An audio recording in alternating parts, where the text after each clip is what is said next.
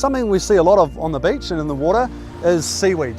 And it actually causes some of the highest anxieties of ocean swimmers that I've seen in my time coaching ocean swimming.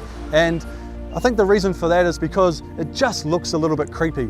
And when you get caught with it around your legs in the ocean, you know, it can kind of come out of nowhere and give you a little bit of a scare, and you don't really know what it is. But for the most part, seaweed is just a natural occurrence in the ocean. It's really important for the health of the ocean and of the entire planet.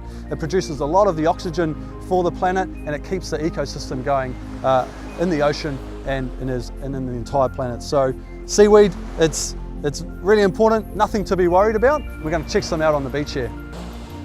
All right, so if we come down here and we look at the seaweed on the ground here, there's actually a few different types of seaweed here, but this is more of a kind of a lettucey kelp, brown kelp, and we've got some of this seaweed here, a bit darker. They actually have some little floaties on them, full of air sacs. Some of them are quite big. Here you go, here's some big ones, and that's what actually keeps the seaweed on top of the water and floating around.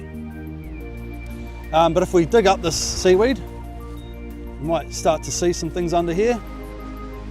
And I don't know if you can see them on the camera, but these little things are all jumping around, and they actually live off the seaweed and start help to decompose it on the beach. So once the seaweed's up on the beach, it starts to dry out, and it starts to be used by a lot of the other sea creatures and marine life around the beach. But seaweed, for the most part, it's pretty harmless. And in fact, it's used in a lot of the foods we eat. So people actually eat seaweed just by itself. So you can just eat seaweed. It's used in sushi.